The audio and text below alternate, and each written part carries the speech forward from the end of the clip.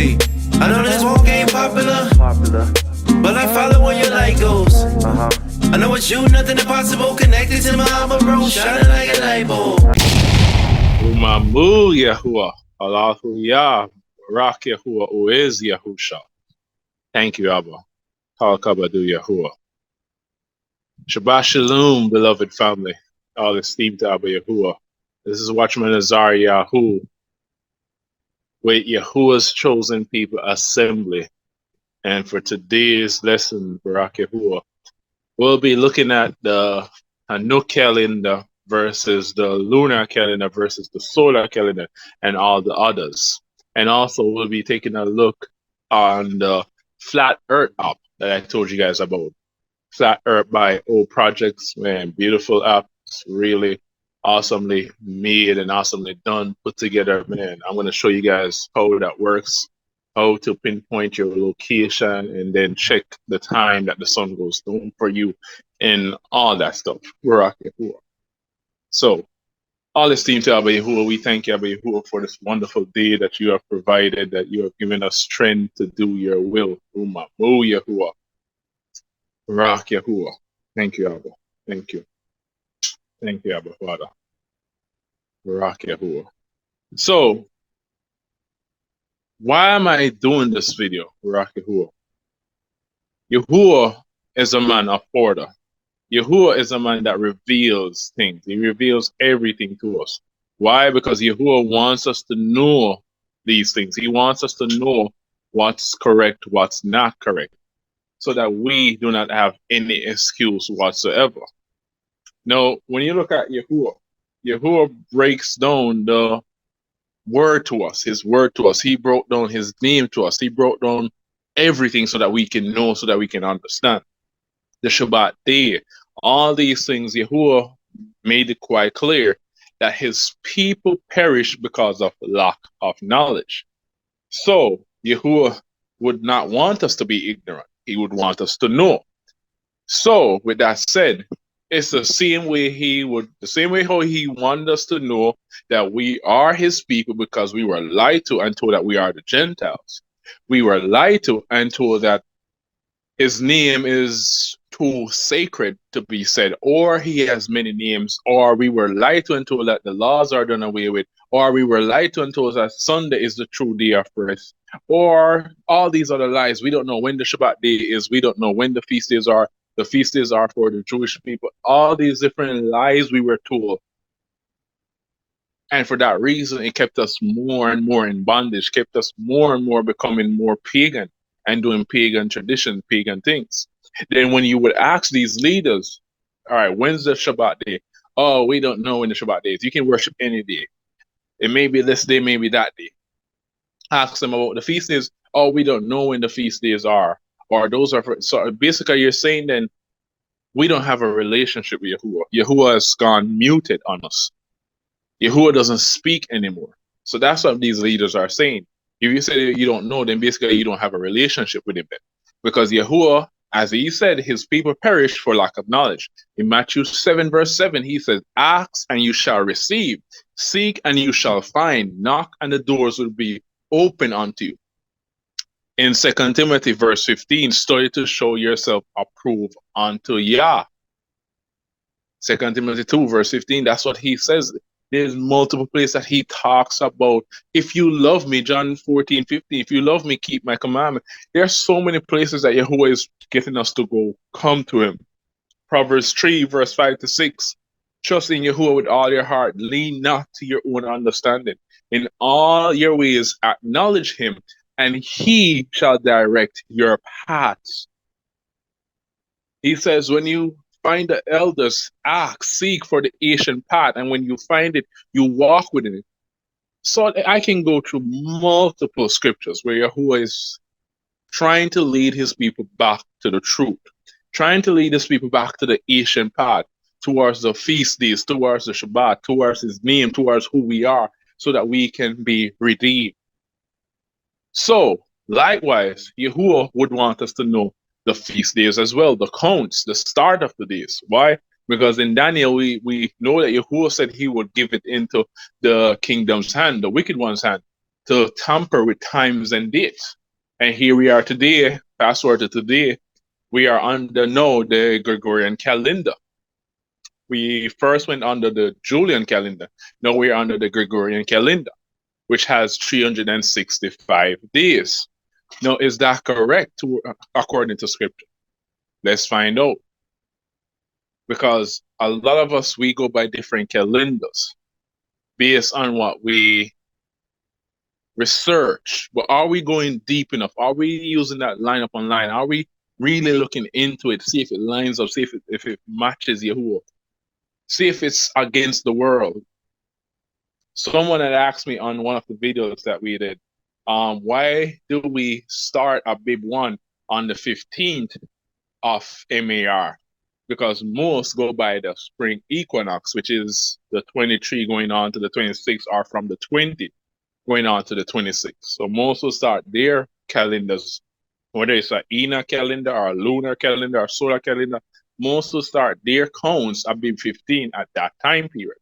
So someone had asked me, why did I do it this way? So this is what we'll be looking at today according to scriptures. We will be using two books today, BARAK YAHUAH. We'll be using the book of Enoch and the book of Jubilees. I know there are some that don't like the book of Enoch. Some don't even like any book outside the 66 books. There are some assembly that does use the name of Yahuwah that do not read any book outside of the 66 books. Trust me, they are. It's crazy what you'll find in this walk today. So I know there are some persons that don't believe in the book of Enoch or the book of Jubilees and all that stuff. If that's you, well, this video is not for you then. If you are a person that's trying to seek truth, trying to get understanding, then this video is for you. If you're someone that's trying to understand the counts, understand the calendar so that you can explain it, so that you can properly share it with others, this video is for you. But if you're gonna be, oh, I'm not for Enoch, I'm not for Jubilees, man is right. If you're gonna be puffed up and all that stuff, this video is not for you. So let me not waste your time and just let you know. Don't even bother to watch this if you don't agree or believe in the book of Enoch or Jubilees or any book outside the 66 books. Because that's what we'll be using today.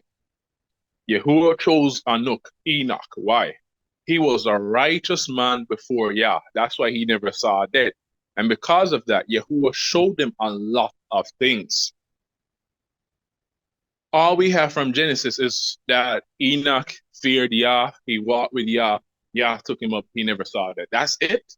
I mean, everyone else, we have a storyline, we have some kind of testimony. Look at Marsha. Marsha was righteous, but he was not as righteous as Enoch. Abraham was righteous, but not as Enoch. Enoch. Noah, but not as, and we all have stories regarding Marsha, Moses, Noah, Abraham, who they call Abraham. We all have these persons' stories. I mean, even persons that does way less than what Abraham did or Marsha did or Noah did. We have persons who done way less than them, and we have some kind of storyline for them. So why is it? Why haven't you questioned or wondered? Why is there no testimony regarding Enoch? What was his life about? What happened? What happened with it? So for those who don't believe in the book of Enoch, don't waste your time. Move on to another video or another channel.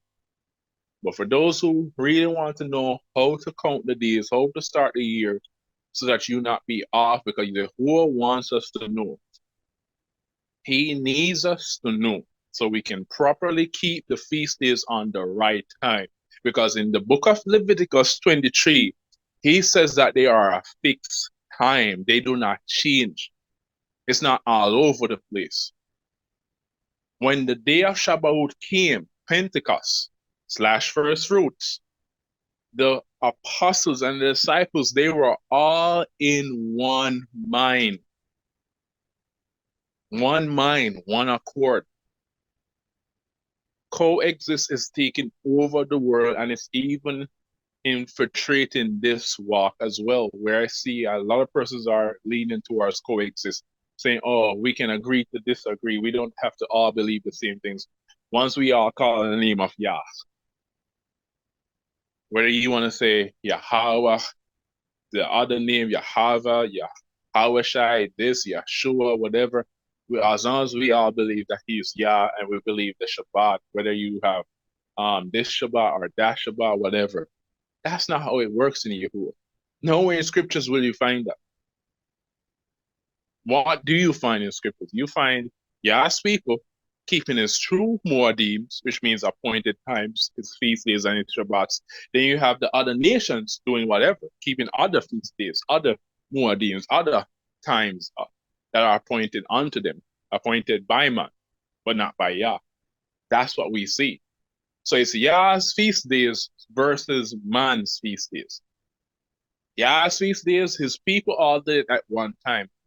If you read the book of Leviticus, it tells you about the feast days. On the 14th day of the first month is the feast of that. Now today, everyone claims they have the first day at the correct time. We will be looking at each calendar to see if this is correct. So, before we look at the calendar, and before we go to the flat earth matter, we got to read some scripts. We're going to the first place, the book of Enoch. Yahuwah. We'll be reading chapter 71. Now, if you have newer versions, newer version book of Enoch, it may be chapter 72 for you. So, at the first verse, this is how it should begin. Now, if you're reading outside the Sefer, it will not say Sefer, it will say book. The book of the revolutions of the luminaries. That's what it would read. But if you're reading from the Sefer, it will say the Sefer of the revolutions of the luminaries of heaven and their respective classes, their respective powers, their respective periods. Yahuwah. So if you're reading from the Sefer, look for this verse. If you're reading from outside of the Sefer, you're using a Ethiopian version of Enoch or apocrypha version of Enoch, it's not going to say Sefer, it's going to say book. The word Sefer means book. All right, so that's how Enoch 71 or 72 for you should begin, the first verse. Then you move on down to verse 2, verse 3, right here. We see I highlighted, and it says, I beheld the gates when the sun goes forth, and the gates where the sun goes down. This is Enoch talking. In which gates also the moon rises and goes down, and the conductors of the stars, among those who precede them, 6 at the rising and 6 at the going down of the sun. So it's showing you also, it's telling you a time when the sun rises. That's why our sun rises at 6 in the AM and it goes down at around 6 that time. But it may change. If you read Enoch, and if you look at time itself shows you there are certain time, or certain season, let me say, in the year that we will have a long, extended day where the sun will be up a lot longer than usual. And you have another time period or another season in the year where the sun will be a lot shortened. The days will be a lot shortened. The daylight period will be shortened. And the night has longer periods. Then you have some periods where the night is shortened. So if you even want to say, well, there's no witness or testimony, proof to this part of Enoch, now we're going to go through a bit. You can look at life itself, and life is proof. Yahuwah says all that he has made is proof to everyone of his invisible power, so that no one has an excuse. This is something that I first looked at and I wondered why sometimes is the daylight period short and then sometimes it's long. Then the night you have short times. Sometimes I used to wonder before I came to Yahuwah if it was my mind. Maybe it's my mind, maybe because I'm so busy in my life, I'm so caught up in this that it seems that way. But in reality, when I look at the time that the sun was going down versus some other times, it showed me, Yahuwah showed me. Without after using Google to ask when the sun goes down, when it rises, or to use a flat earth, Yahuwah literally showed me. I looked at my clock, look at when the sun was coming up in my area, look at when it went down. And I did this during different seasons. And I noticed that there was a time difference, time changes. The time of the sun and the moon, they change. Sometimes you'll see even the moon in the daytime. In the light period of the day, you'll see the moon with the sun at the same time. I'm like, whoa. And then when I came to Enoch, that's when I gained a lot more understanding of what's going on, because Enoch explains this. He breaks this down. So I don't know why or how, but as I said, most who throw this out is because they lack knowledge or they are agents of a Hashatan, and they're just trying to deceive you, trying to come to the truth, trying to understand. So you got to be careful. This is why Yahuwah warns us. Be warned, I am sending you as sheep among wolves. There are wolves that are in sheep clothing among us. We must be wise as serpents and harmless as doves. We gotta be careful, everyone, of the doctrines that we listen to, that we give an ear to. Test it with the scriptures. Test it with Yahuwah. Trust in Yahuwah, not in man. So life itself shows you that the time of the sun, that it rises at these times. So it rises at 6, goes down at 6, but sometimes it will change. But this is how it starts. 6, exactly 6.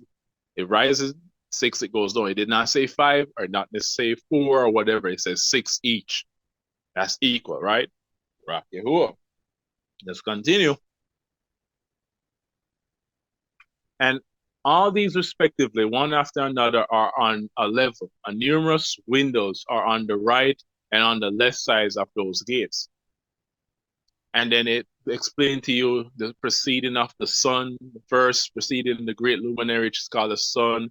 And it explains the sun, it breaks down. Enoch is getting the breakdown what he saw first of the sun. Oh, the sun proceeds and breaks down and explains the time and all these things. So he saw this, he saw that the gates that they went through. Now, what you're going to see as well going down, you're going to see a count, you're going to see a pattern. You're going to see a count of 30, 30, 31. Then you're going to see again 30, 30, 31. Every time you get to 31, it goes, the next time you'll see 30 until you get to the 430, and that's complete. YAHSHA, beloved Watchman YAHSHA, he already broke this down. For those who know Watchman YAHSHA, for those who don't, you can check out that the channel Watchman of Yahuwah, BARAK Yahuwah. I'll leave a link so that you can see this and understand this as well.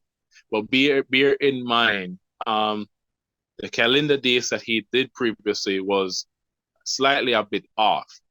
And before he passed, he recalibrated the calendar to line up with Yahusha's death, burial, and resurrection, so that it can be perfect as where it is now.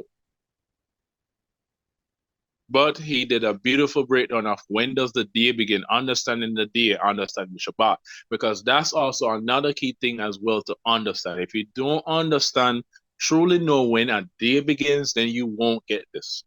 And that's why so many people are getting off, are getting wrong dates and all these things. That's another part. So I'll leave that link in the description so you can check out those videos, all right? Barak Yahuwah. So you'll see the count, and YAHSHA broke this down. You'll see it in our calendars as well, 30, 30, 31. If you read all the verses coming down, you'll see it. Here's the first 30, 30 right here, 48, 30. You go down some more. Don't mind this. This is the same 30 for that 4th gate. You go down some more, then you get to this one, the 5th gate, another 30. You go down some more, and then you're going to see 31. Here it is, 31 at the 6th gate. So the 4th gate, 30, 5th gate, 30, the 6th gate, 31. Now you're going to see that it's not going to say 31 or 32, because you think it might say 32. It's not. It's going to say 30. No. So it's start over, renewed.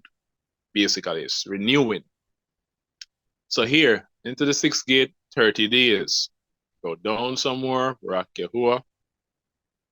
Here again, into the 5th gate for 30 days. You go down some more, continue to read, gain this understanding at the 4th gate, 31 days. That's another 31. So we already passed 2 31s. That's called a quarter. 30, 30, 31 is 1 quarter. 30, 30, 31, that's 2 quarters. So that's 2 quarters that we've been through. Moving on, going again, you get some more reading through in the gates. You'll see the 3rd gate right here for 30 days. Continue again, you get another one right here, 30 days. right here, 30 gates. The second gate, 30 days. You go down to this part, you'll see 31. And at the first gate, 31 days. That's the third quarter.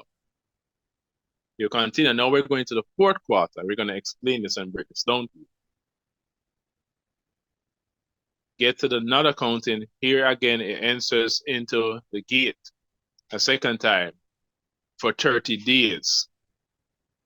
And it's telling you about the night. At that period, the night is contracted in its length of 4 parts. So it's telling you that the night becomes shortened, the day becomes shortened, or the day becomes lengthened, or the night becomes lengthened. So if you read this coming down, you'll see why during different seasons, the day is a bit longer than the night. The daylight, rather, is a bit longer than the night, or the night is a bit longer than the daylight, and all these things. Why am I saying daylight? Check out YAHSHA'S video, Understanding the Day, Understanding the Shabbat. You do not watch that video. If you don't watch that video or don't understand when the day begins, because the day begins at evening. We have made that quite clear on the channel, quite clear. I did the Shabbat teaching on that as well, showing you the Shabbat.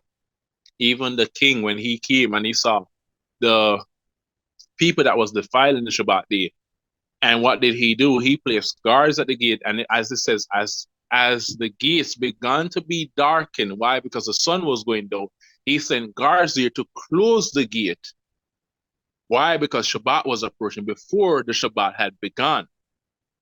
Now, if Shabbat begins at sunrise, if the day begins at sunrise, then why would the king close the gate as soon as the sun was going down? I mean, the people would have a lot of time to get their merchandise sold before the sun rises. The people would have, if the day truly started at sunrise, I don't see why the king would close the gate then. If anything, he would try to close the gate at midnight when everyone saw what they had and was going home or whatever. And then the next day when they would have come and sell again, as you guys believe the day starts at sunrise, then he would close the gate as soon as the sun was coming up, as soon as it was becoming to be light. So that's another part in scriptures. You can read that in First Kings, where it doesn't make any sense. If the day begins at sunrise, and why would the king close the gate so early, way before the sun would rise? That's a lot of hours to do a lot of shopping and buying, which makes no sense. I've shown a lot of persons that scriptures who believe the day starts at sunrise, and no one can explain it. People go to scriptures like in Numbers, or other books where you'll say, and at daylight, Yahuwah is going to show you, but you forget this part where he says, in the evening, he's going to prove to you first. That's the first thing he says. In the evening, he's going to prove to you. And in the morning, that's what the KJV says, but it should be Bakar. Bakar means daylight, not morning. Watch the video that YAHSHA does. He breaks down the Hebrew word. There's a lot of persons out here teaching that don't even understand Hebrew. You should not be teaching if you don't understand Hebrew. If you can't even break down simple Hebrew words, you should not be a teacher. You should not be a teacher. Because you're using a messed up language that's deceiving us, that's causing confusion, that's causing division, trying to teach the people. All you're teaching them is lies and keeping them in bondage. So if you can't even break down simple Hebrew words, you should not be teaching. You are not of Yah. Because Yah's true people, his true shepherds, his true teachers, leaders, they understand his word. They understand his heavenly tongue, his heavenly language. His heavenly tongue language is Abarit, Hebrew. It's not no unknown tongue. It's not babbling. So if you cannot break down and understand simple Hebrew words, you should not be a leader or shepherd or teacher. So watch that video. YAHSHA breaks on that word bakar, which means daylight, not morning. In the English, the word for morning is morgen. And that same word morgen is the same word for tomorrow. So in order to say tomorrow, you say morgen. So really it should be tomorrow and all the stuff. So they messed us up and gave us stupid words when the word there in the Abarit is daylight. They change it to be morning because they want you to believe the day starts at sunrise. As the YAHSHA says, and it's quite obvious to us. If I should ask you, when do you start your day? Probably all of us, most of us, we're all going to say at sunrise. Why? because that's the time we get up, we get breakfast, we get prepared to go to work. That's when we start our day, but that's not how Yah starts his day. We cannot do things how we do it and expect to understand Yah's instruction, his words. That's why he says in Proverbs, lean not to your own understanding. He also said in another part of the scriptures, my thoughts are not your thoughts. We keep forgetting this because we are getting puffed up, we're getting ahead of ourselves. It's the same thing that the serpent, the Nahash, the whisperer, the enchanter did to Hua, Adam's wife. He got into her mind and made her wanted to become like Alua, made her wanted to be an Alua. Because that's what he says. Yahuwah knows that if you eat this fruit, you will be like him. Remember, that's what the devil wants. He wants to be Yahuwah. So he's getting us to do the same thing, to become prideful. So please, not because you do it this way, that's not how Yahuwah does it. And we should know this by now, because we have been doing things our way from the time we came out of our mother's room. Our parents, our grandparents, we were always doing things our way. Our ancestors, that's what caused us to be in slavery today, people. Wake up. We were doing things our way and it messed us up. Now we need to seek Yahuwah and do things his way. And in order to understand this, you got to understand creation. When Yahuwah made the heavens and the earth, I ask a lot of persons this as well. Few persons can answer. Few persons say craziness, and I understand why. It's because of what Christianity taught us. Because if you should type this in on Google, go check it for yourself. Ask Google, and Google is going to use Christianity page. Any page that believes in JC, in Christianity religion, that's what the answer they're going to give you. What's the first thing Yah created on day one? Answers that I've seen multiple times, it says light. When you read Genesis, that's not what you see out of your own eyes. The first thing he created is the heaven and the earth. That's the first thing, the messengers. When you read Jubilees chapter 2, it tells you what was created on day 1, day 2, day 3, day 4. Yes, light was also created on day 1, but it's not the first thing. Husha, darkness was created before light. Yahuwah made darkness. It says everything that exists today, Yahuwah makes it all. So all that we see today, Yahuwah made it. So even darkness, yes, darkness that became night, Yahuwah made it. And then when you read, and it says, and the evening, the Arabic word for evening is Arab, which means mixture, a mixture of daylight, a mixture of light, and a mixture of darkness, night.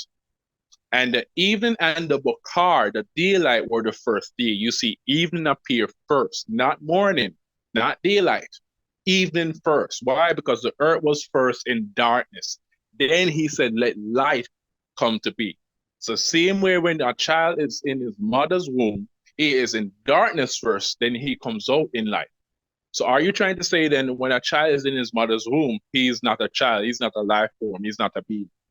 That's why this world today is so twisted to believe in abortion. And they think it's not murder because they think it's not a child.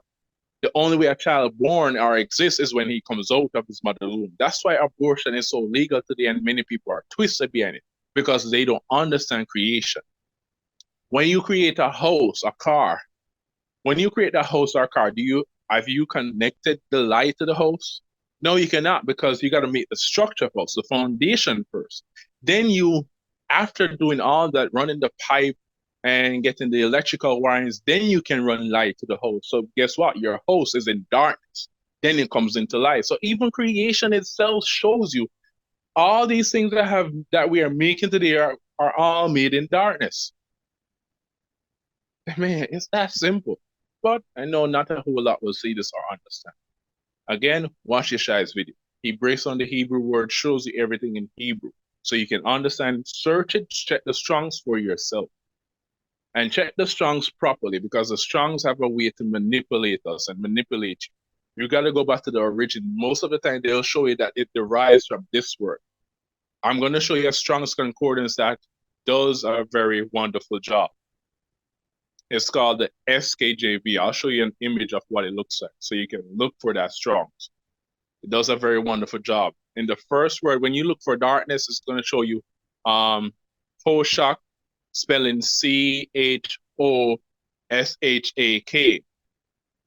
The reason why I say ho and not ko is because the C is silent. If you have watched the Arbor teachings that I've done, you would learn this letter as well. And also, if you listen to YAHSHA'S teaching and his voice when he calls on these words, have you ever wondered why YAHSHA stopped saying ruach and started to say ru?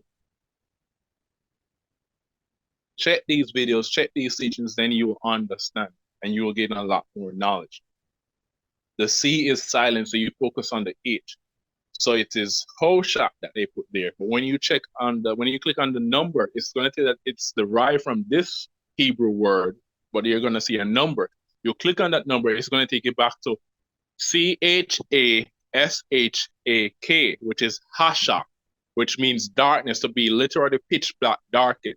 Why am I telling you this? Because in the first one, YAHUSHA, it's going to say that darkness is wicked, misery, and all this stuff. And I've also heard people to say that evil was presented. That was Hashatan. That was from the time Hashatan fell, which makes no sense again. But I'm not going to go into that. But that makes no sense because in Ezekiel or Jeremiah, I believe it's Ezekiel, Yah said that Hashatan, he was perfect. He walked in the garden. So how could Hashatan have been perfect and walked in the garden if he had already fell before the garden was even created? It makes no sense. We got to use our minds, line upon line, precept upon precept. Use that mind that Yahuwah gives you to think, to separate nonsense from lies. That's why the Arborete is so beautiful, because it causes us to use our 5 senses that he gave us. So check out that video and you will understand a lot more. So continuing on, we're going to get to the final. Here's another 30 again. Then we're going to get to the final 31, which is the final quarter. Then we're going to do some additions. Now, when we get to the final 31, here it comes. At that period, the night is contracted in its length. It becomes 10 parts, and the daylight 8 parts. Then the sun goes from the second gate and goes down, or goes through in the west, but returns to the east and rises in the east. In the third gate, 31 days, going down in the west of the Shemayim, the skies, the heavens. Now listen to verse 42 that a lot of persons miss in their Enoch count. I don't know how you miss this, but this is what a lot of persons miss. At that period, final 31, that's the final day of the year, final day of the year. At that period, the night becomes shortened. It is 9 parts, and the night is equal with the daylight. The darkness is equal with the light. The same hours that the moon gets, the night gets, the same hour the sun, the daylight gets. Remember, 6 at the rising, that's the first part we read. 6 at the rising, 6 at the going down, exactly. So the night is equal with the daylight. I don't know how a lot of persons skip over this part and just use this part. The year is precisely 364 days. Yes, some Enoch calendar, or most Enoch calendar has this, 364 days, which is correct. But here's the part that you don't have correctly. You don't have the correct time the year starts, the year begins. Because Enoch does explains it, the night is equal with the day. Now, if you go to Exodus 12 and 13, it tells us when is spring, the first month, that our first month is spring. The word there is Abib. Abib means to spring forth, spring. So our year starts in spring. So we got to find out when it's spring and how to find and locate this time that the final day of the year is. And if this is the final day of the year, 364 days, and that means the next day must be Abib 1, day 1. Now, when in the year, in the month of MAR, going into APR, because I know a few persons that starts their year in APR, but most started in MAR, but at a wrong date. Some started a little bit before that because they go by the lunar calendar. And that's why even the lunar calendar, it has 354 days. It is 10 days off. I'll show you that in the book of Jubilees. But here's the most important part. The night is equal with the daylight. The year is then precisely 364 days. So that's the final day of the year.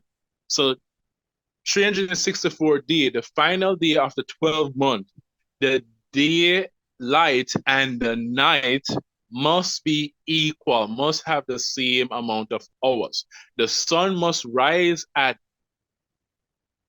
let's say, 6 o'clock. It must go down exactly at 6 o'clock.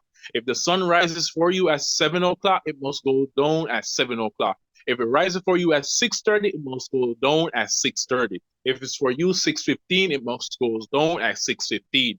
Well, every time the sun rises exactly, the hour and the minutes, it must be exactly the same. You cannot use only the spring equinox to show you the start of the year, because the spring equinox, they spread it up a bit so that it shows you off some days.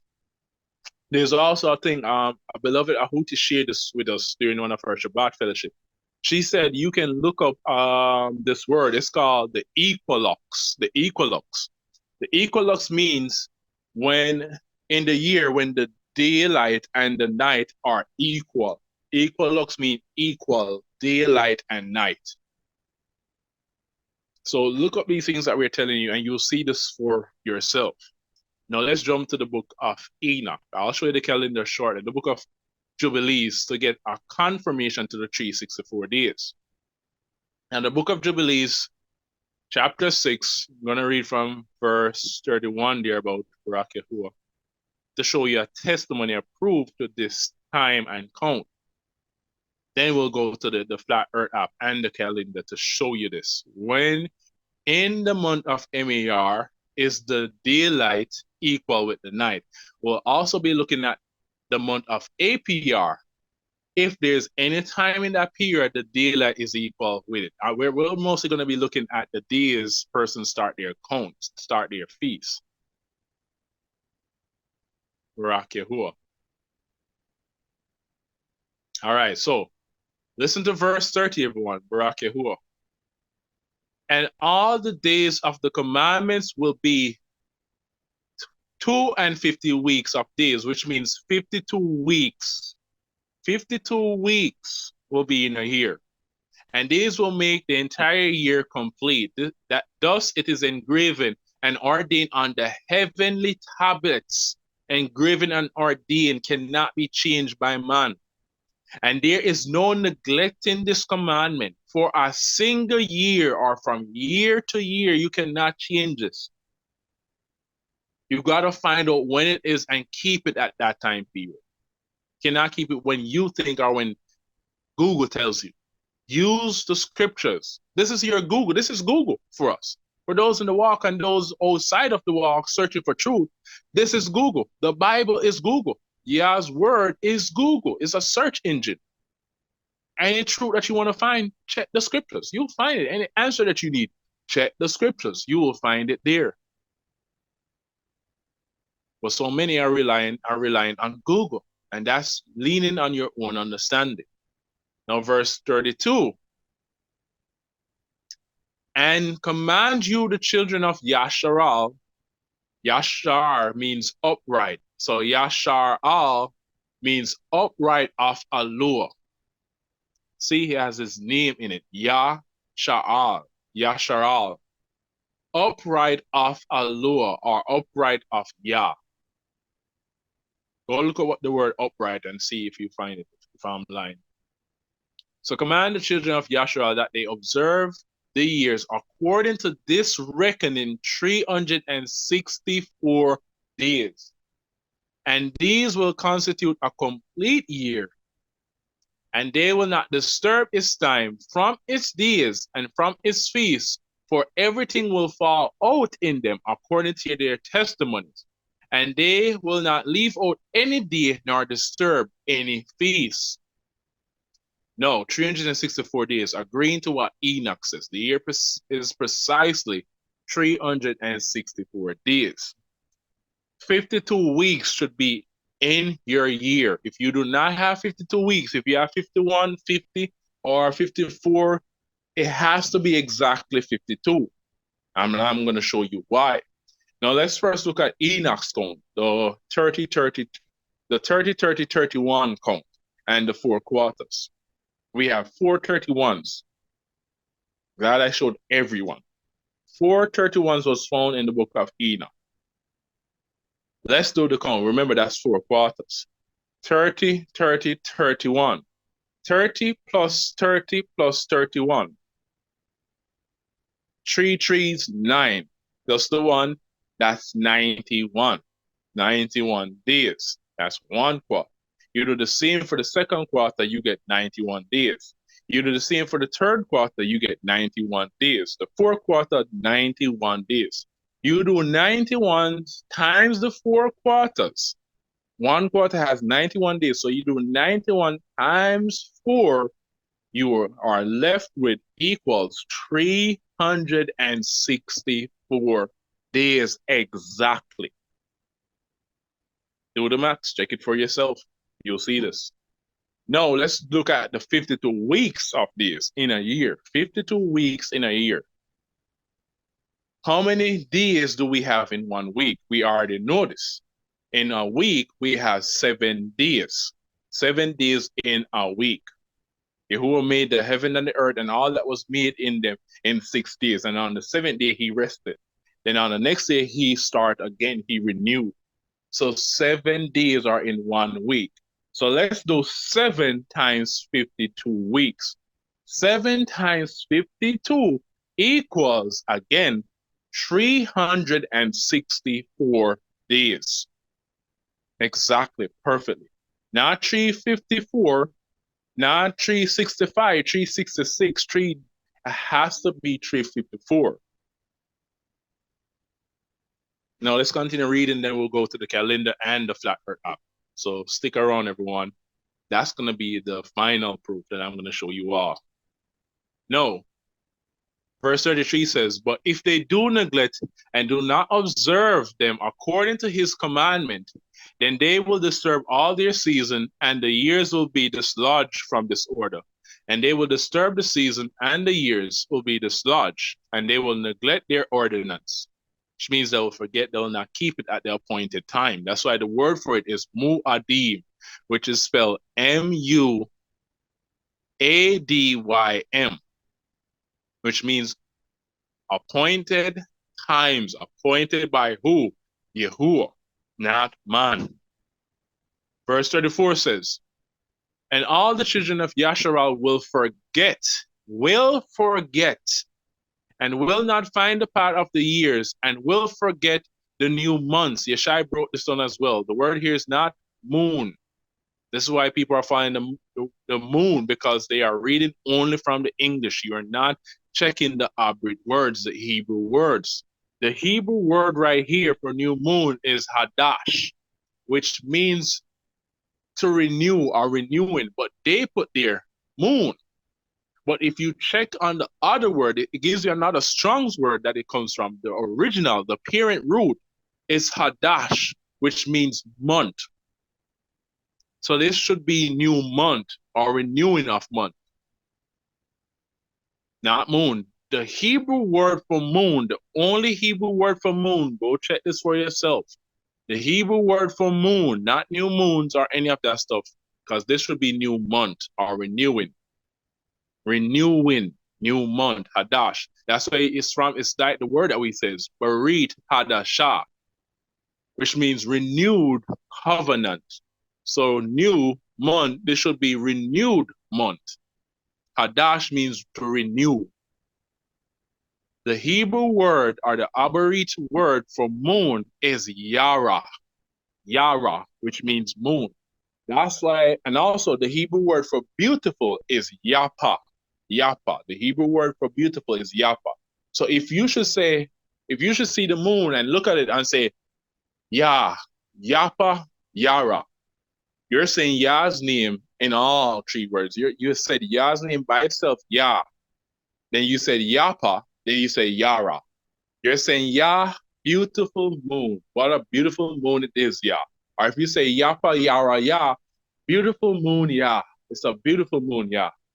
Tuda, Yah. Or Yada Ata, Yahuwah. Thank you, Yahuwah. So what happened in Mitzrayim, that is why on Google as well, if you search the word Yah on Google, Google will tell you that the word Yah is the name of an Egyptian moon mighty one. Why? Because when our ancestors were in Mitzrayim, Egypt, and they looked up on the moon, and they said Yapa Yara, they were saying beautiful moon. When the moon was full, beautiful and bright, they would have said, wow, that's a beautiful moon. But they would not say it in English like us. They would say Yah, because remember, Yah owns the moon. He made the moon. He made us. He made everything.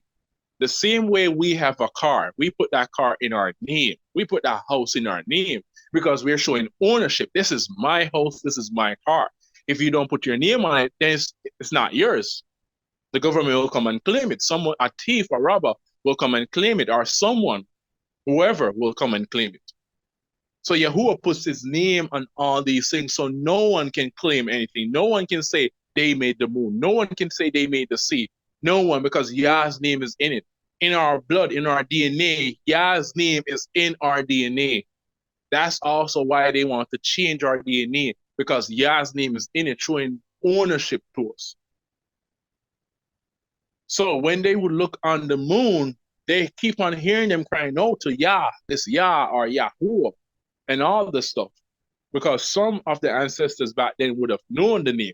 That's why anytime Marsha asked them, who shall I say sent me? And he said, tell them that Ahaya, even in the word Ahaya, his name is right there. Ahaya means I the Yah. The A by itself would be I, because he's the strong head. He's the ox. He said that he's the Aleph. He's the first. So the A, the Aleph, that's the ox head. That's the first letter in the Abarit Aleph Beit, the Abarit alphabet. So Ah by itself, then you get another Ah, which is the Hey by itself. The Hey by itself means day. So A by itself, then you get H-A, Ha, Ha, that means day. The man with his arms raised, that's day. So if you're going to say Ha Arats, that means the earth. Ha Shamayim, that means the heavens or the skies. Ha Basham, you're saying the name. Ha Basham, you're saying the name. So when you say Ahaya, he was saying I, the Yah. Ashar means strong, sharp head of man. He's a strong, sharp head of man, which he is. Paul told us that. Yahuwah made it clear. He is the head of us all. That's why no man should have anyone above him. It's not talking about a hat. It's not talking about a hat that a man cannot pray with his physical head cover, like wearing a hat or a turban or all that nonsense. No, that's not what it's talking about. It's talking about spiritual covering, your authority, making an idol over you.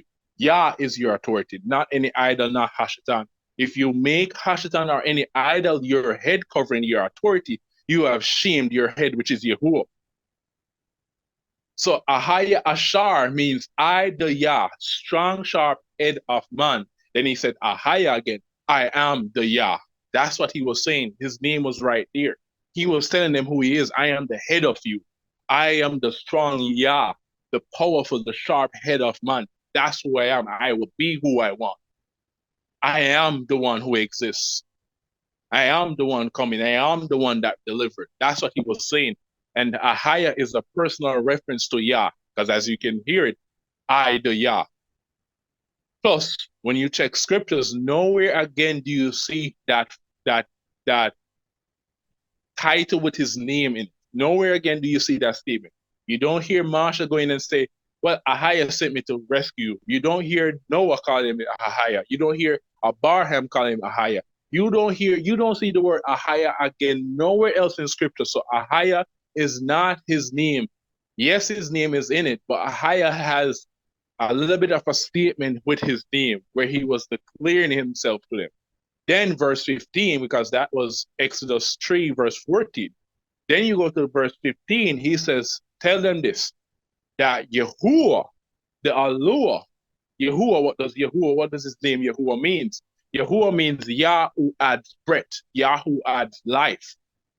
Yahuwah means Yah who adds life, who adds breath.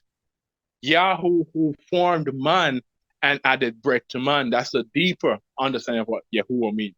Yah who formed man, which man? Adam. And he added breath to man. Which man? Adam. He blew breath into Adam and he became a living being. That's what Yahuwah means. So in the simple term, Yah means Yah adds breath or Yah adds life. In the concrete term, it means Yah who formed, created man, added breath to man, Adam. So he said in verse 15, Yahuwah, the Eloah, the mighty one, the power of Abraham, of Jacob, of Yitzhak, has sent me unto you. They heard his name and they knew who Yahuwah is.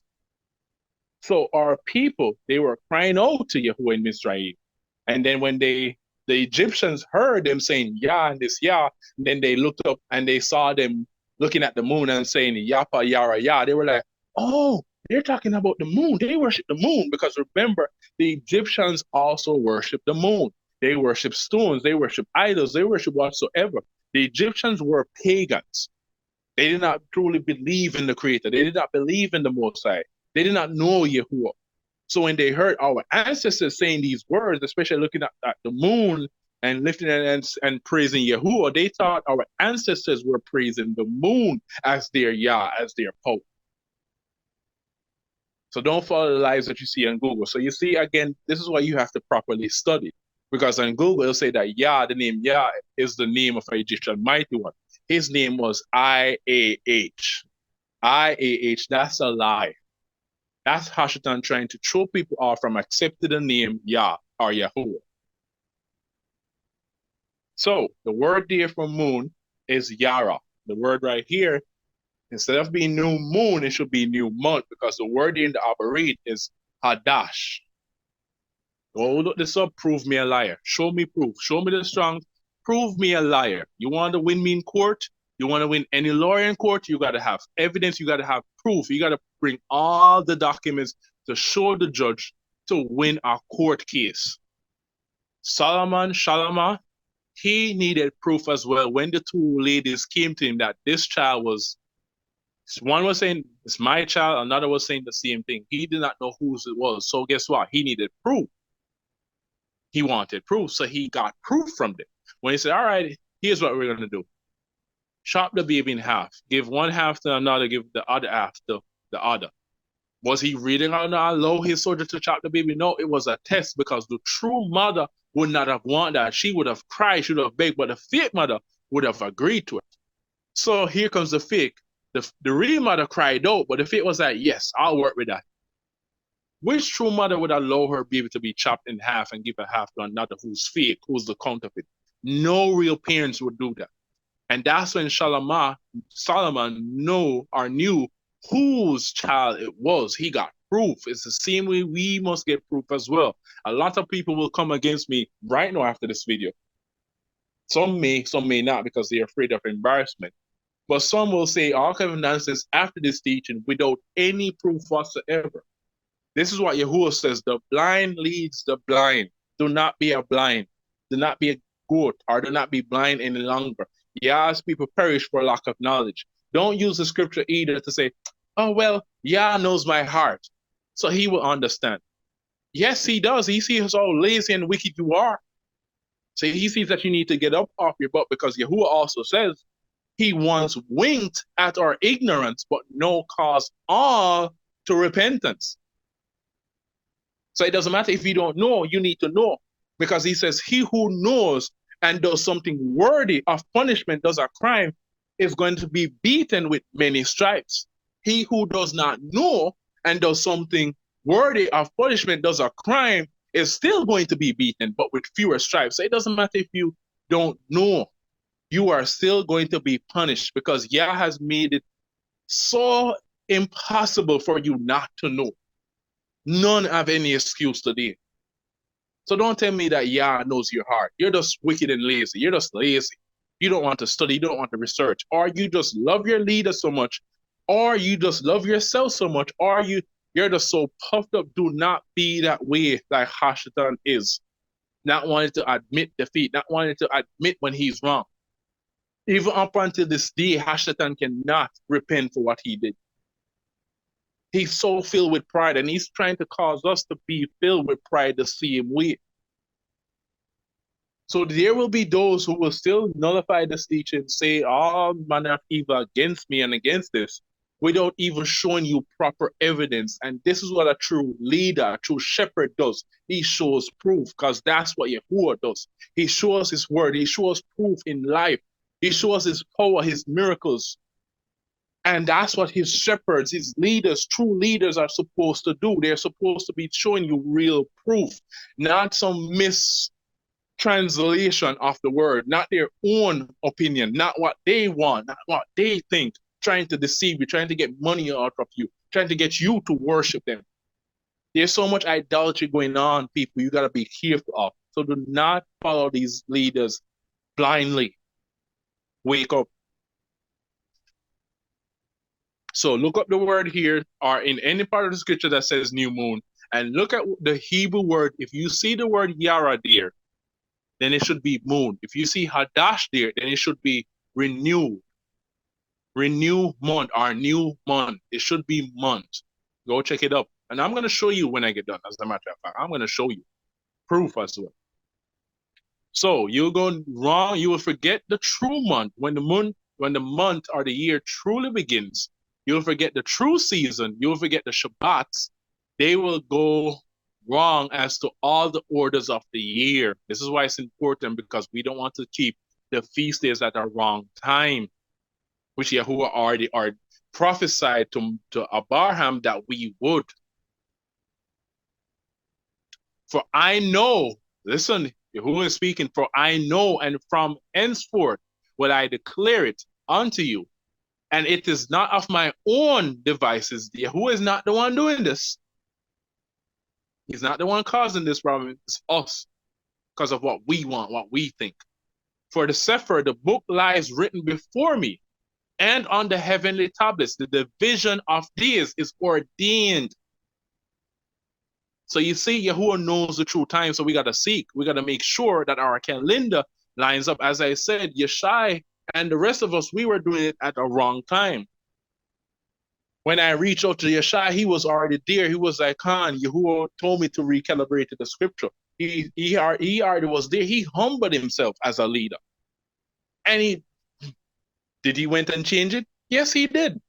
Was he puffed up in his flesh and said, no, it's not the wrong times. The feast days are okay. No, he did not. Ask anyone who knows Yeshai. Ask anyone who knows Yeshai when this occurred. That's why you see the feast days have been changed with us. The times have been changed because the death of Yahusha was not lining up.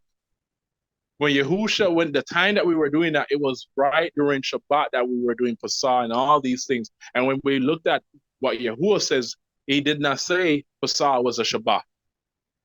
The day of Matzah, the first day, is a high day, a Shabbat-like day. It's not the actual week of Shabbat, but a Shabbat-like day. When Yahusha rose, he rose on the week of Shabbat. So the way how we were doing it before was off.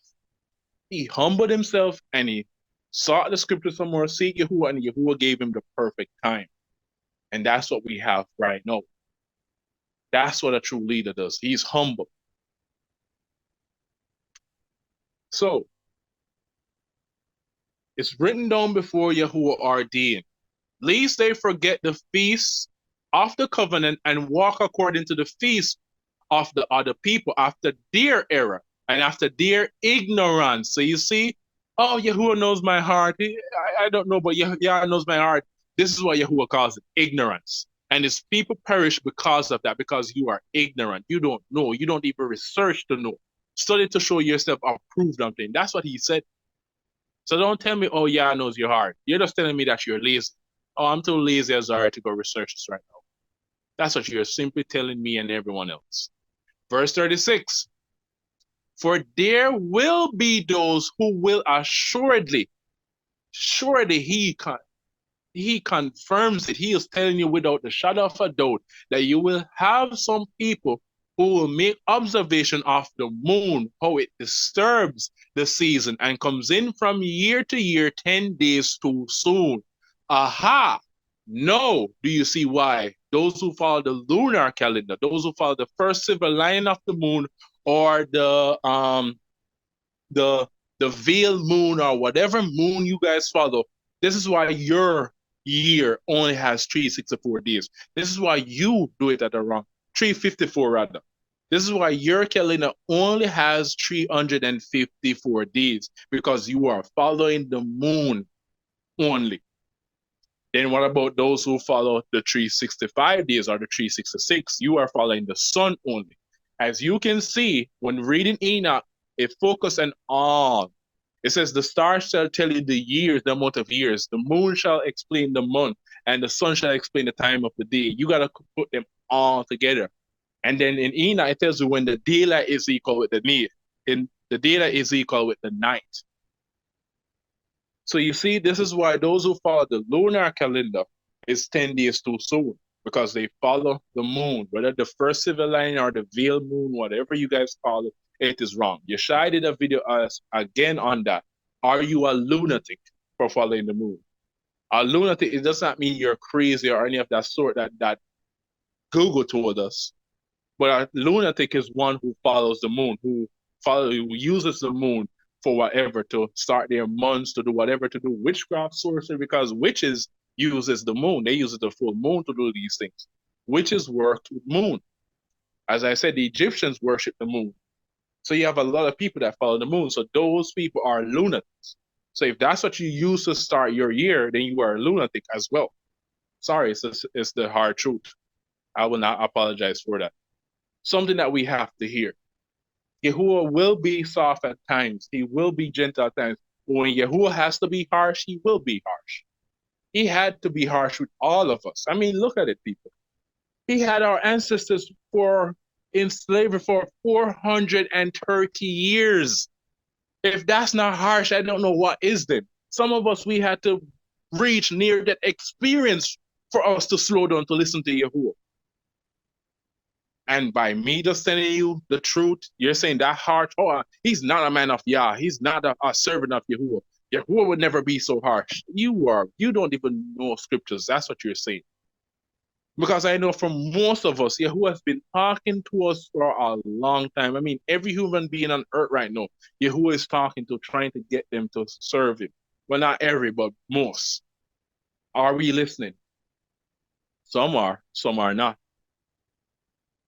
Is Yahuwah going to continue to be gentle? If you have a child that's not listening to you, you're trying to be gentle with that child. He or she keeps on doing that same thing over and over and over. Are you going to continue to be gentle and be soft? Or are you going to be a little bit harsh? Give him a little punishment, a little tap or something, or take his phone away or whatever, lock him in his room. You're going to give him a little punishment, right? So then, are you saying because Yahuwah does that, he's harsh, he's wicked, he has no love? So that means you have no love as well. You are wicked when you do it to your child. It's not quite simple. So again, I will not apologize for telling you the truth. Yahshai did that teaching as well, and I know he has not apologized either or will not. Yahuwah did all of this, and he's not neither. Because it's the sad truth. We need to hear this. So that's the reason why. And if you read more, it'll explain more. Let's read the next one, because this is also regarding those who use the 364 days but at the wrong time. This is why you need to know. Now, verse 37, this is really important why you need to know. Verse 37 says, for this reason, the years will come upon them when they will disturb the order and make an abominable day the day of testimony. Whoa. And an unclean day a feast day. And they will confound all the days, the Kadash with the unclean, and the unclean with the Kadash, the called out, the separated. I love to use the word separated, because when you use the word separated, you know, you have a better understanding. Yahuwah made us Kadash unto him, separated us unto him. What did Yahuwah separated us from? He separated us from the world, the things of the world, the pagan feast days, the pagan idolatries, all these unclean things. He separated us from the world to himself. It's like you have bought some fruits or vegetables, and there's these few fruits or this one fruit that looks so beautiful, looks so fresh, so lovely, that you separate this fruit from all the other fruits. Why would you do that? Now, if you have unclean fruit, a fruit that's spoiled, it can spoil the other fruits. It can also make a fruit that you love that's really fresh spoiled as well. So you have to separate the spoiled fruits from the fresh fruits, or else everything becomes spoiled. That's what Yahuwah did unto us. He separated us from the spoiled nations, the unclean nations, the unclean things, so that we do not become spoiled. But here we are again today, becoming spoiled. So we will confound all the days, the Kadash with the unclean, the unclean with the Kadash, for they will go wrong as to the months. Now do you see the word months? See, they're trying to show you off. Why is not the word new moon here? Because remember, we saw the word new moon. Why is the word month here? No. You see, truth in plain sight. It's right there. They will go wrong as to the months, the new months, the renewing of months, and the Shabbats, and the feasts, and Jubilees. Man. And here in the final verse, let's read this and then go to the calendar and the flat earth app. For this reason, I command and testify to you that you may testify to them, for after your death, your children, who? Abraham, will disturb them, so that they will make the year, they will not make the year 364 days only. And for this reason, they will go wrong as to the, here we come again. We went from new moons to months, now back to new moons. See, they're trying to lie to you. They will go wrong as to the new months and the season and the Shabbats and feasts, and they will eat all kinds of blood with all kinds of flesh. And I see this during Pesach. People still eating, using lambs, sacrificing lambs and eating lambs and all kind of things. You're basically nullifying Yahusha's death. So we read that. Now it's time to jump to the calendar. Then we'll go to the flat earth app, and then you guys will understand a lot more of what's going on. Rumamu Yahuwah. Now, as you can see on the screen, this is the calendar that we did. We also added an approximate date. The Jewish calendar has 5,000 plus, which we know they are off, they are wrong. So it will be 6,000 plus, because we're in the 6,000 year, we're in the preparation year. If you have not seen this, if you don't see how much things are escalating, if you don't even realize this, then you won't understand, you don't understand scripture then. It's quite obvious that we are basically in the preparation year, because a lot of things have escalated. I mean, look at how much people are opening up their eyes to their truth now. That could only mean one thing. Yahuwah is going to soon rescue his people from this world. That's why I've spoken to a lot of persons that are not in the truth here in Jamaica, and most of them, they said this one thing to me. My younger brother said, my neighbor, and someone else said this. They said it's like a window of knowledge have been opened up and it's pouring out in these times. Like, many people are realizing that EASTER is pagan, is wrong. You got some CHs in Christianity that are not doing these pagan feast days anymore. You got some that are accepting the name Yahuwah Yahusha and their assembly. You got a lot of people that are cutting out these pagan feast days, birthdays, and all these other things. I mean, one time in the past, people would have went crazy for these feast times, these traditional pagan feast times, especially Xmas. Here in Jamaica, people would go crazy with the lights and the trees. Now, if you guys should look in Jamaica, the only place you see this craziness is in the cities, because the government wants to continue it. So you see they put a big tree in the city, in the square, and light up. But if you check most persons' home back in the days, almost everyone home would have some kind of light or decoration. Nowadays, no one wastes any time on that. Few do it, but not a whole lot. Why? Because the knowledge is being poured out. Let's wrap up time. Time is wrapping up, everyone. So if you allow the Jewish people to trick you to say, oh, we're just at the year 5,000, so you have time, you have 2 years remaining and all that nonsense. That's what they want. That's what YAHSHA wants. YAHSHA wants you to get comfortable. Oh, I have a lot of time. Just as I did the teaching where they told us that Yahusha went to the pit to preach repentance. By believing that you may live your best life. No, then when you go to the pit, you say, all right, when Yahusha shows up, I'll repent, then I'll go in paradise. No, that's YAHSHA trying to get you to be comfortable. Plus, look at the signs and wonders that are fulfilling the prophecy. What is the government, what is the world calling these prophecies? Alignment change. They don't want you to know that it's Bible prophecy being fulfilled. Why? If you realize, then you will see that you only have a short time. Plus, if you understand, 1,000 years to Yahuwah is a day in his sight. So 1,000 earthly years would be day one, just one day in Yah's count. 2,000 years, 2 day. 3,000, 5,000. So this would be the 6th day for Yahuwah. It will be 1,000 years for us, because remember, Yahuwah exists outside of time. He exists, or he is time. So for us, man, sometimes even an hour seems long. For some people right now, this video may be, man, I wish this was shorter. This is too long and all that stuff. It's for us, it's long, but for Yahuwah, I mean, he has all the time in the world.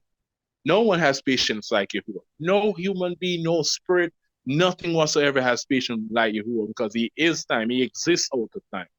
So 1,000 earthly years to us, 1,000 years to us is a day in his sight.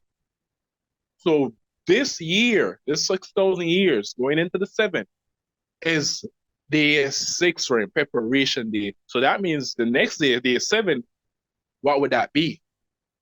A Shabbat, a day of rest. What would it be for the earth? A year of rest. As a matter of fact, 1,000 year of rest. That's the 7,000 year, which will be the timeline where YAHUSHA shall rescue, shall come, eliminate the false prophet and the beast, and then bound Hashatan for 1,000 years, according to Revelation chapter 20. Then for that 1,000 years, we will reign for you with YAHUSHA. So for 1,000 years, so that will be 7,001, 7,002, 7,100, 7,500. For 1,000 earthly years, we will reign with YAHUSHA. Then after that, going into the 8,008, what does 8 means? Renewing, new beginning, you start again. He's going to renew the earth. It says that he's going to release Hashatan from his prison, and then he shall send him, defeat him, and cast him into the lake of fire. Then becomes judgment. Then judgment comes. Then after judgment cast everyone into the lake, then he shall bring down the renewed earth, the renewed heaven. So after the 1,000 year, the 7,000 reign, the 8,000 year, the 8 will be renewing, be new beginning. Plus, if you read Ezra, you will see this in Ezra as well. I shared a video on that as well, so you can watch it. So, as you can see right here on the calendar, we have the month MAR 2023, which is in the year. Still 6,895. It's approximate. This part may not be so accurate, but it is 6,000 plus. It is 6,000 plus. But it's an approximate timeline, because we won't know exactly Yahuwah says we won't know the exact day, nor hour, or minute when he shall return. But we will know when he's coming though. But it shall come upon us, especially upon those who sleep. But those who don't sleep, they will know. They will see the signs. They will see the signs of the time, and they will know. They will hear. They will know. But we won't know the exact hour. Why? Because people would probably try to repent or do stuff and all that nonsense. So he will come upon them like a thief in the night. So that's why this is just an approximate, especially right at the 9 to 6. This may be off a few days or whatever, but right here, 6,800 plus. It could be 6,700 plus, but it's that close based on what we see happen.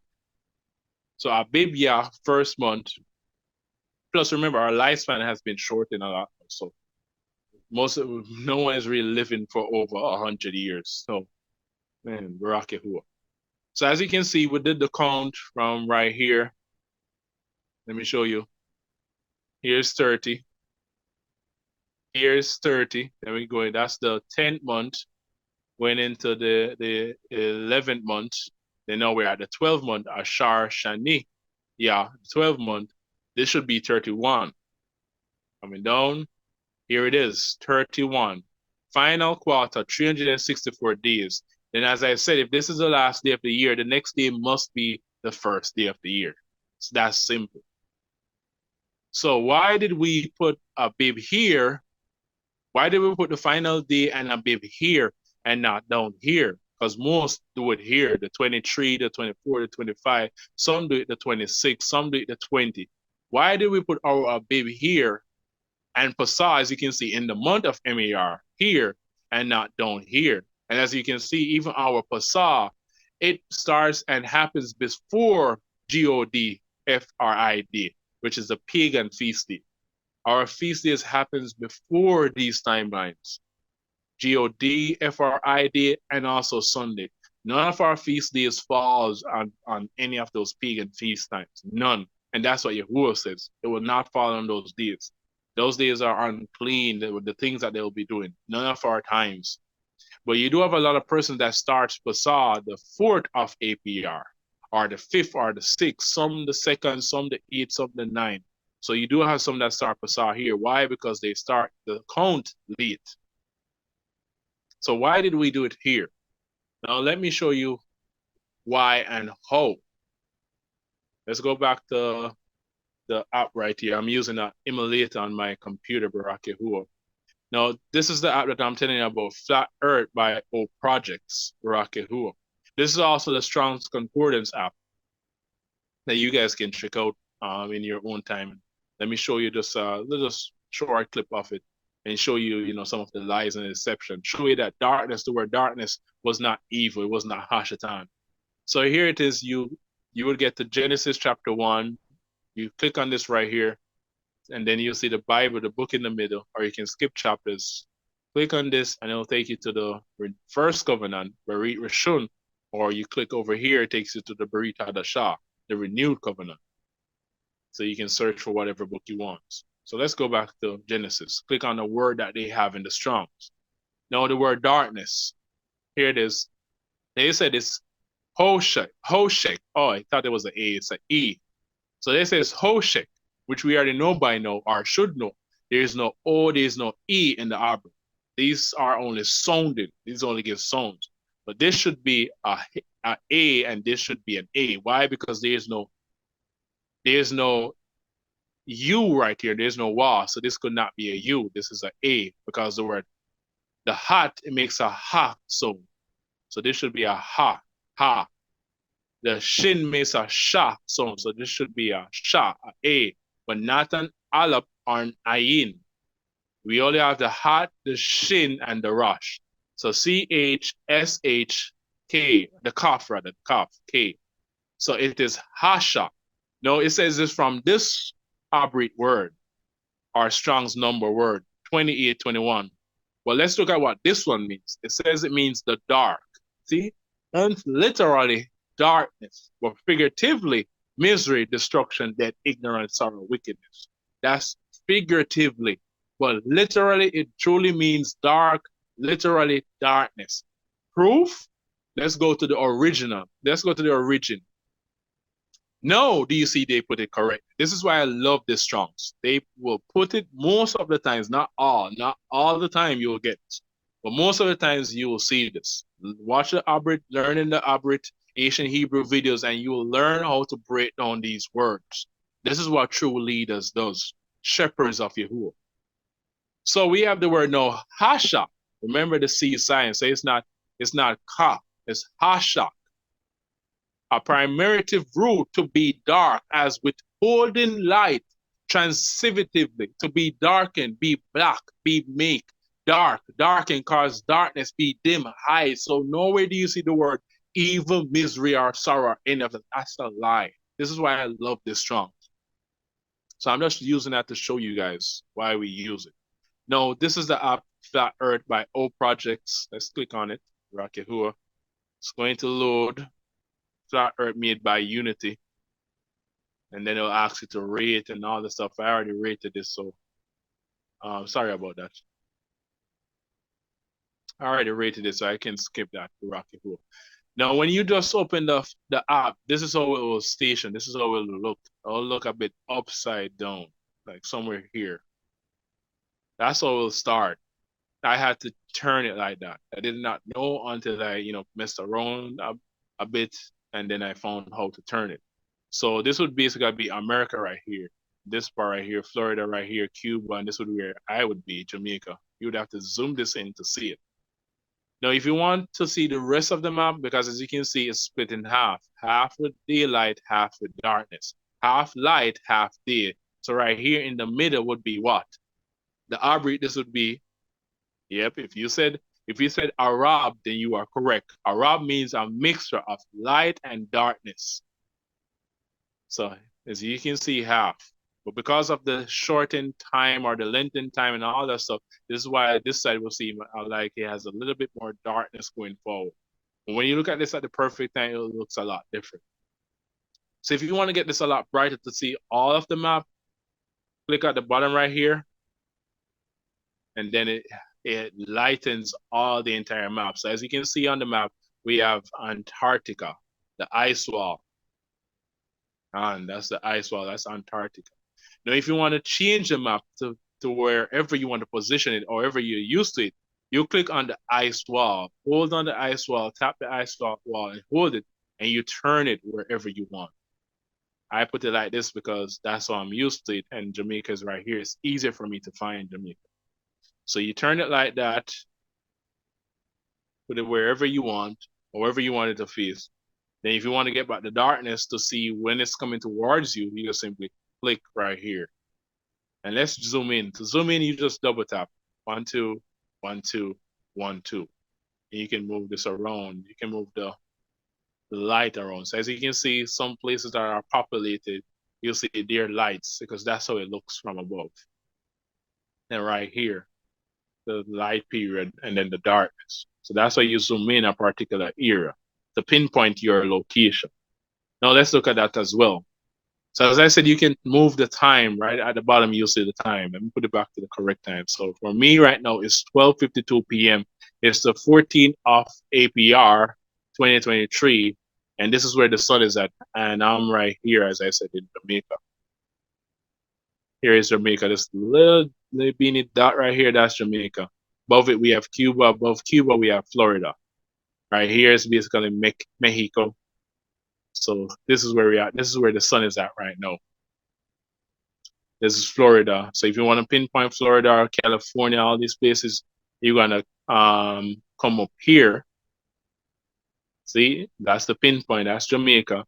So if I want to do Florida, I click right here. Pinpoint me to Florida. Florida. Someone told me in Florida that lives in Florida that the time zone that they use is New York time zone. So that's why you'll see it says New York. You come up here, you'll see it says Phoenix, Arizona, or if you go up a bit more, sorry about that. If you go up a bit more, it'll say like, or down a bit more. Denver, you go to some other places, it will say Los Angeles. So let me go back in a bit. Here it is. So Los Angeles, as you can see at the bottom, you see the red. So once you click on it, it will tell you where it is. Los Angeles, UTC -7. Click over here, Denver, click over here. Right there, you get to some other places like over in Canada, friends in Canada, Winnipeg, Canada. So just showing you how to pinpoint your location. So let's go back to mine, which is in Jamaica. All right, YAHUAH. So in order to take this off, because if you try to double tap on it, it's going to change. So you click this. Once you find your location, click this little location icon at the top left. Then you can zoom out now. Then right here, the clock with the calendar. This now tells you the time the sun is rising, the time the sun goes down. As you can see, the sun rises for us in Jamaica 5:54 a.m. and it goes down 6:26 p.m. No, this is not equal. This is not perfectly equal. Now, if you want to change this date, let's go back to the 14th of MAR. Come right down here where the clock and the time is. Click on it. Then you can put in the year, you can put in the month, you can put in the day. You can even put the hour, the minute, the second. This is amazing. Amazing app. And once you do it, you'll see the time that you put in right here to make sure it's correct. So let's go back to MAR. Wait, sorry. It's already at the 14th of MAR. It's after 12. Let's go to when the sun goes down in MAR. Because as we said, the day starts at evening. So it's after 8. The sun would already, went down. It's 8:55 p.m. Now let's select that. And let's look at the time that the sun goes down. It's time that the sun rises. Let's see if it's equal. There you have it. The sun rises at 6:19 a.m. and the sun goes down exactly 6:19 p.m. Exactly equal. Now let me ask you this. If I have 5 mangoes or 5 apples, you have 6 apples. Do we have equal amount? No. You have 1 more than me. If I have 5 apples, you have 5.5 apples. Are we equal? No. You have 5, you have half more apple than I have. If I have 5 apples, you have 5 apples. Are we equal apples? Yes, we are. 5 plus 5 gives you 10. Exact. 10 divided into 2, you get 5. So it's equal. So it cannot be 6:20, the sun rises, then the sun goes down 6:19 or 6:18. That's not equal. This is the only time in the month of APR that this happens, that the day is equal. Search it for yourself. Download the app, prove me wrong, as I said. Let me show you. Even going into the 15, let's go into the 15, you'll see that it'll still be a bit equal. But when you go up some more to the 16, but you cannot look at the 15 because remember, it already started the 14. Now let's go back to the 13. Let's go back to the 13 after sundown and let's see if it's equal. As you can see, the 13th is not equal. It's 6:20 a.m. and 6:19. That's not equal. That's 1 minute more than when the sun goes on. That's not equal. If you go after, let's go after the 14 and the 15. Because remember, we got to do it when the start. This is the final day of the year. At sundown, this is 364. Final day. So the next year, our new year, Abib, the 15, let's go to the date, it will still be equal as well. Ruma, Yahuah. See, still be equal. Perfect. Now let's look at the 16th at sundown. After the sun, we're still using the same time because the sun goes down for different persons at different times. Our friends in Canada, it goes down after 8. So that's why I place it at 8:56. I may also put it at 9, just to be exact, quite exact. Let's put it at 9. Let's put it at 9. 9 o'clock. 9 o'clock p.m. Let's put it at 9. Now let's look at the time. See? The sun rises at 6:18 a.m. and it goes down at 6:19 p.m. So you see, this is the only time in this month, the 14th to the 15th, that's the only time in the month of MAR that the daylight is equal with the night. Let's go back to the 14, make sure. Here you have it, 6:19, 6:19. Let's go back to the 13th of MAR. 13, yep. See, 6:20, 6:19. Let's go to the 23rd. For those who start their year when they say the equinox, when the equinox tells us. Let's do the 20 and let's see what time it is. So the 20. You can do this. You can put it at whatever hour you want. I can do this even in the daytime, in 3 or whatever, because most will start their time in the day. So let's put this at midday, 12. See, the sun rises at 6:14. It goes down at 6:20. It's not equal. Let's go back to the 14th and make sure. Even though we do hours at when the sun goes down, here we have it. It's still the same. Now let's go to the 23rd because as I said, some start their year at Bib 1 at the 23rd of MAR. As you can see, the sun rises at 6:12 and it goes down 6:21. It's not equal. Now let's go up into the month of APR, the 4th month. Let's go on the 4th day. I don't remember any other dates that people follow, but I know the 4th and some other dates. Let's look at the time. As you can see, the sun rises 6:02 and the sun goes down 6:23. That's not equal. 12 hours given onto the daylight, 12 hours onto the night, 24 hours in a day. The day and the night. The night is a part of the day. That's why Yahuwah says, remember you this day when you came out of Mitzrayim. Did Mitzrayim came out in the daylight of did Yahuwah deliver them, rescue them in the daylight? No, it happened in the night, in the darkness. He came that midnight, in the middle of the night, and he rescued them. And he says, remember you this night. That's why we start Passah at evening. And we eat the Passah from evening going onwards to the third part of the night. What's the third part of the night? The third watch. The third watch is from 12 midnight going to 3 p.m. So again, no excuse. Even if you have to work, you can still come in and eat. Even you have until 3 a.m. as they would say in the night.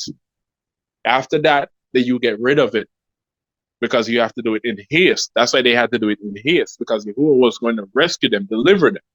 That's why also when you see the Day of Atonement, it says, and you shall keep your Shabbats from evening unto evening. Why does Yahuwah keep on saying evening? Use your heads, everyone. Why would Yahuwah make us start our day right here, this time, then our day here, another time, then our day here, another time right here, another time? That's confusion. That's confusing, everyone.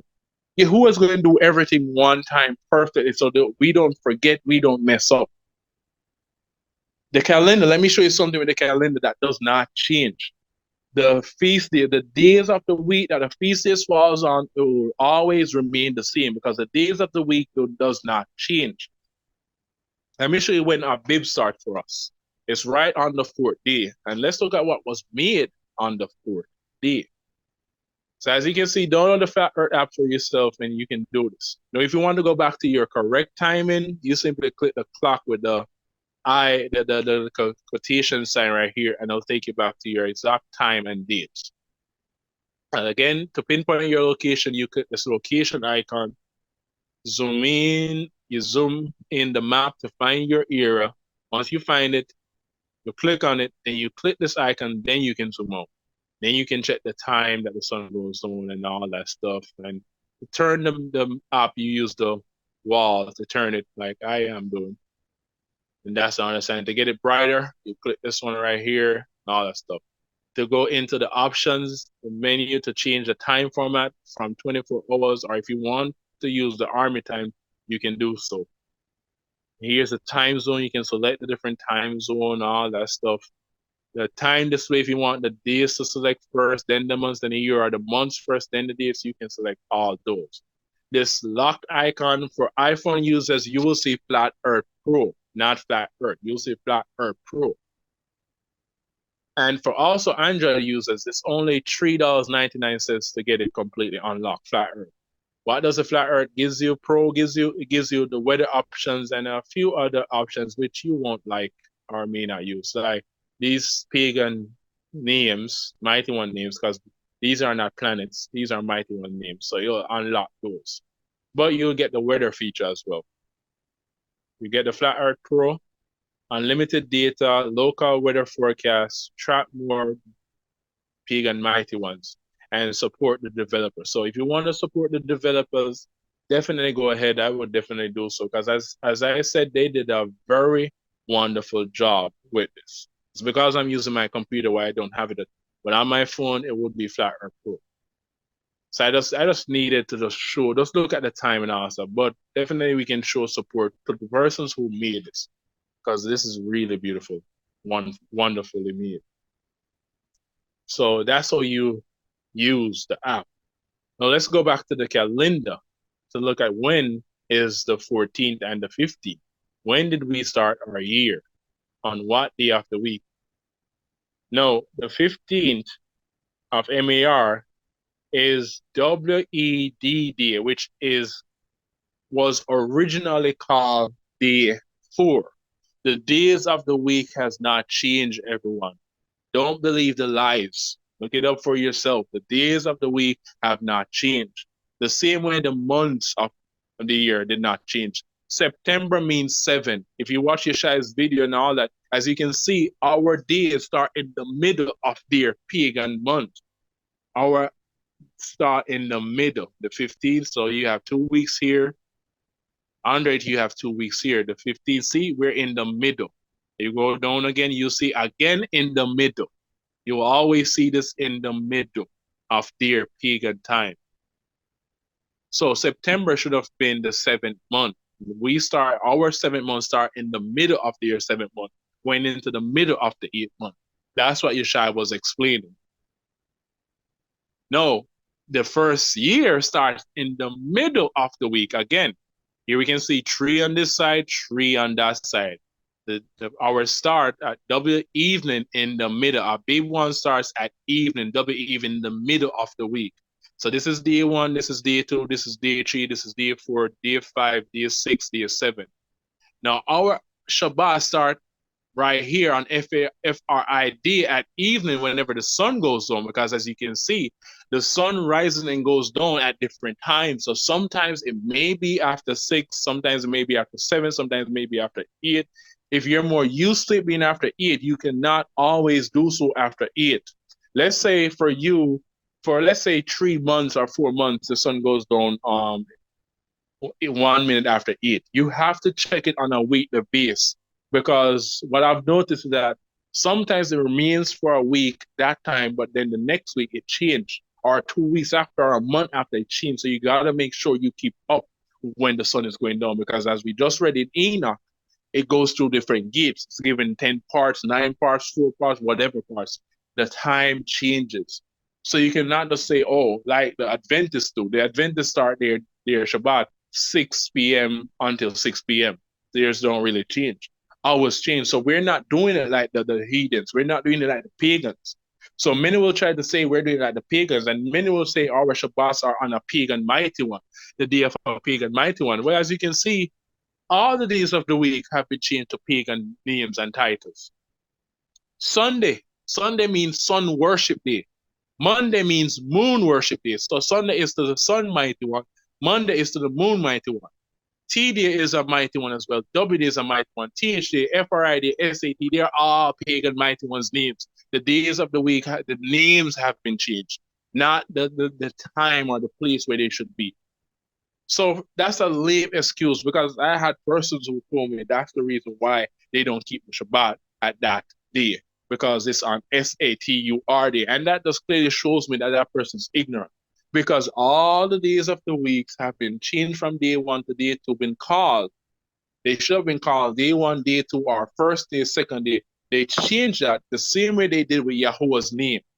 Did they change the creator? No. They just simply changed what people would call him, recognize him by. And that's what Yahuwah is restoring unto us. So that's a stupid and lame excuse to tell me that's the reason you don't keep the Shabbat there, because of that name. When would you keep it then? Are you going to make up a new day, which you don't have the power and the authority? Any other day you fall your Shabbat on is still under the name of a pagan might. So again, the days of the week don't change. No, we start on big 1. Yahuwah shows us this is the beginning of years unto you. This is when the year starts, as I clearly showed and made clear. Spring. No, what took place on day 4 in creation? What was made on day 4 of creation? On day 4 of creation, Yahuwah made the sun, moon, and the stars. Ruma, Mo Yahuwah. For who? For us. Am I saying that day 4 is day 1? No. But for us, basically, it's the timepiece, the count start, the timepiece for us started. But the earth already started, because that was day 4. So as you can see, our years starts a bit after when Yah started the earth. And this is the timeline when we came out. No. To answer those about the Shabbat regarding, all right, so Azari, if that's the first day, as you can see, this is the 7th. So shouldn't this be the Shabbat? As I said, the days of the weeks don't change. When Yahuwah delivered us change, but our weekly Shabbat remains the same. This is just a count. But this doesn't change, it still remains the same. So if you should put the Shabbat right here, T-Day going into W-Day at evening, not sunrise, but if you want to say sunrise, you should put your count here and all that stuff. You're going to have, guess what? Pasah as a Shabbat. And that was what we were doing. But not that way, but we were keeping Pasah right here in the previous calendar. Previous calendar, we were keeping it on FRID going into Shabbat, which Pasah is not a Shabbat. It's not even a high day Shabbat. Because if you keep your Shabbat here, then when you count the next day, 1, the 8 would be 1, the 9 would be 2, the 10 would be 3. You get what I'm saying? Again, here you are at 7, so this should be your weekly Shabbat, right? That's when Pasah is, because as you can see, 1, 2, 3, 4, 5, 6, 7, 8, 9, 10, 11, 12, 13, 14. The 14th day of the first month is Yah's Pasah, Passover. Is it a high day Shabbat? No, not according to Leviticus 23 or any other books. Any books whatsoever. It's not a high day Shabbat. So this is why the Shabbat cannot fall on these 2 days. The first day of unleavened bread is a high day Shabbat. Then when Yahusha rose, he rose on Shabbat. See, the 3rd day, which is going into the weekly Shabbat. This is when he rose. And he rose and presented himself on Sunday to be the sheaf of the first fruits of the waves offerings. Then when you count after this, this is the sheaf of the first fruits of the waves offerings, not actual first fruits. First fruits is the same day as Pentecost. So you have 2 parts of the first fruits. The sheaf of the first waves offerings. Then you count the 7 Shabbats. So you count 1, 2, 3, and then the 27th of APR is the second Passover if you miss the first one, which Yahuwah says, on the 14th day of the second month, you shall keep Yahuwah's Pasah for the second time if you were unclean or on a journey. So on the 14th day of the second month, that will be the 27th of APR at evening. You count the Shabbats going all the way down to the 3rd month. Then you get to Shalishiyah, which is the 3rd month in the middle of the week. Then you get to the final count. Then the next day after is day 50, which is Shabbat, Pentecost first fruits. No, you may be wondering, why is Pentecost also first fruits, Azar? How is that possible? How is the 14th of the 3rd month Pentecost? Now let's jump to the book again of Jubilees. Now let me show you something that Yahuwah showed me. And again, this is why you need to be humble as a leader, as a shepherd, as a teacher, because we had it a bit wrong. Book of Jubilees, let's go to chapter 15. And let's read when Abraham kept the feast of first fruits. Now, verse 1, chapter 15, verse 1 says, and in the 5th year of the 4th week of this Jubilee, in the 3rd month, in the middle of the month, the middle, what's the middle? What's the half of 30? 15. But this would be 31, so it'll be 14 to 16 there. So in the middle of the month, Abraham celebrated the feast of the first fruits of the grain harvest, and he offered a new offering on the altar of the first fruits. Now, if you should jump to chapter 44, verse 1, you're going to see Yasharal, he did this as well. Now, chapter 44, verse 1, and Yasharal took his journey from Haran, from his house, on the new month of the 3rd month, on the renewing of the 3rd month. And he went on the way at the well of the oath, and he offered a sacrifice to Yahuwah, to his father, Yatasak, on the 7th of this month. He offered a sacrifice. He did not keep first fruits. He offered a sacrifice the 7th of the 3rd month. He just offered a sacrifice, regular sacrifice, offering praise, something that we do on a daily basis. Present your bodies as a living sacrifice unto Yahuwah.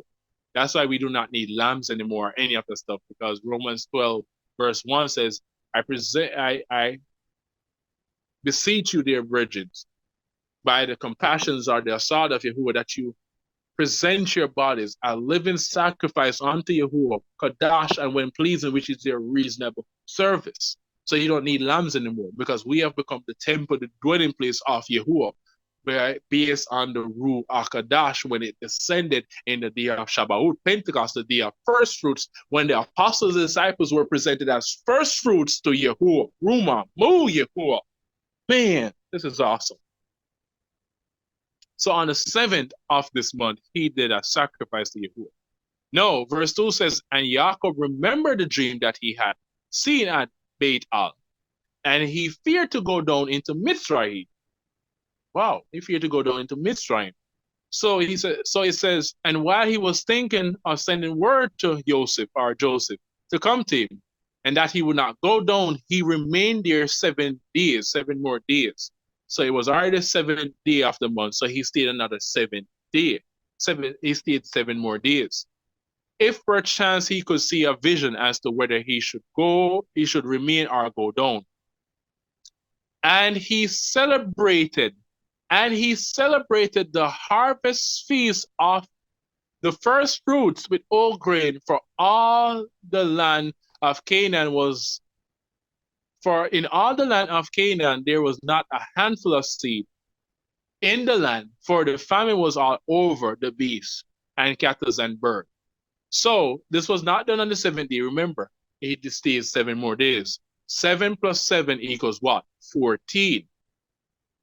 Now, if you read verse 5, it says, then on the 16th, Yahuwah appeared unto you. So you see, it's not the 7th. It was the 14th. So 2 days after keeping the first fruit, Yahuwah appeared unto you. So you see, these are the 2 witnesses, the proof. Plus, if you properly read Leviticus 23, let's go there and let's properly read it. You will see this as well. This is the first bit I saw that I was like, whoa, something's off. Now, right here at verse 10. Right here at verse 10, listen to what this says. Speak unto the children of Yasharal and say unto them, when you are come into the land which I give unto you, and shall reap the harvest thereof, then you shall bring out a sheaf of the first fruits of your harvest unto the priest. Sheaf means a bundle of the first fruits, not all the first fruits. A bundle of, so like a token, a gift of the first fruits, a part of the first fruits of your harvest unto the priest. And he shall wave the sheaf before Yahuwah to be accepted for you on the morrow after the Shabbat. The priest shall wave it. Man.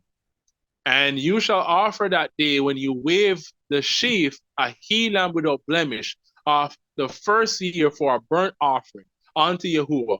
And the meat offering thereof shall be 2 tenth days of fine flour mingled with oil and all. And it's explaining it all to you.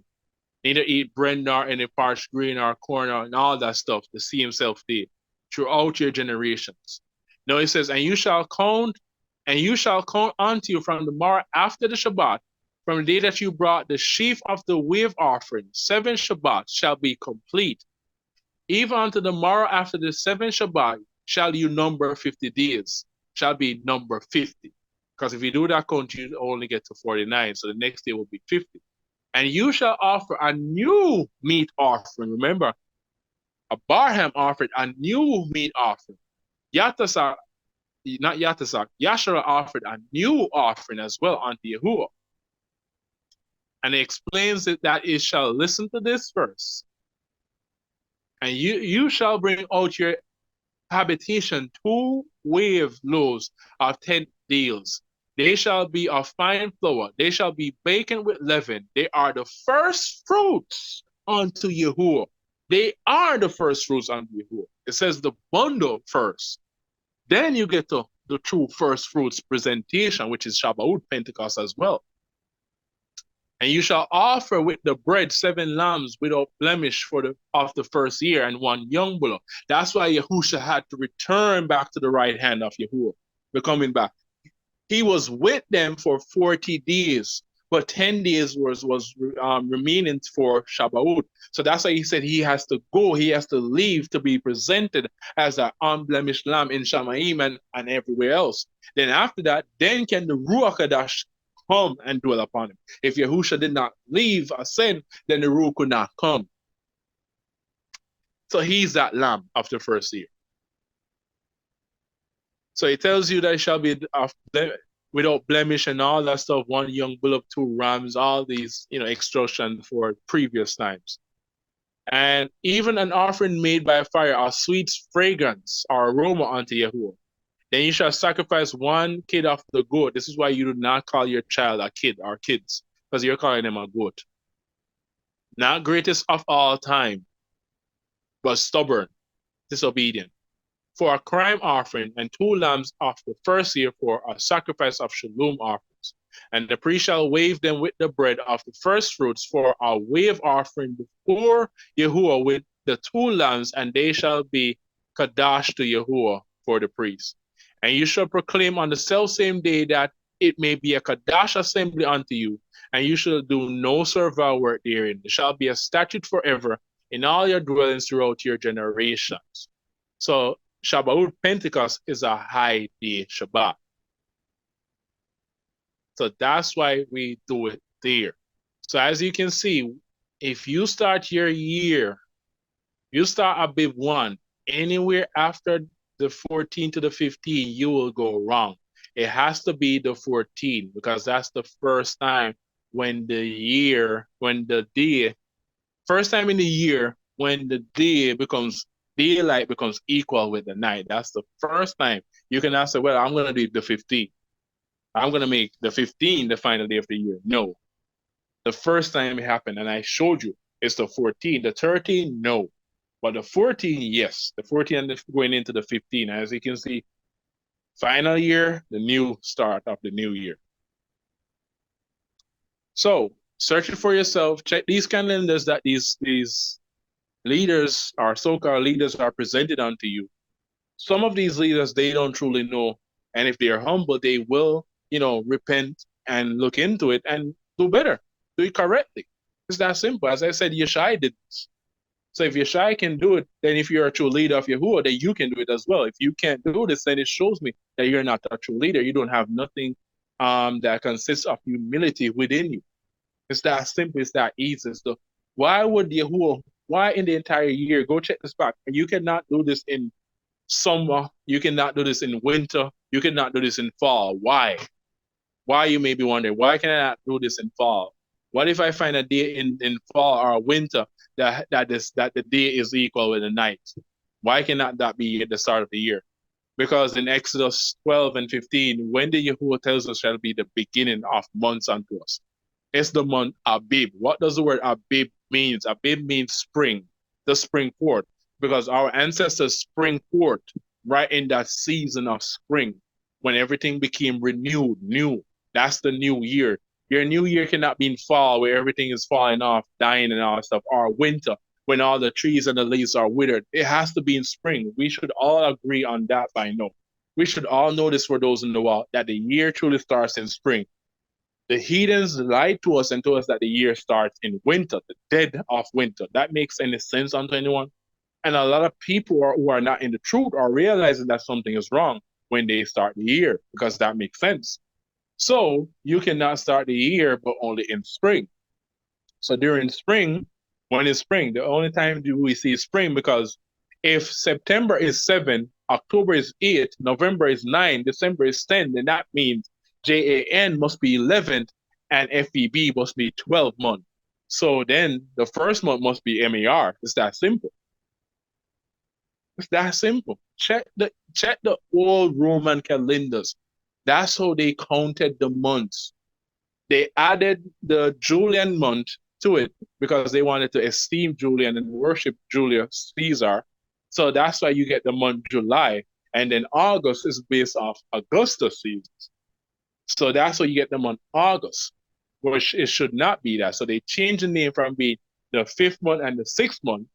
So July would be the 5th month, August would be the 6th month, then you get to September being the 7th month.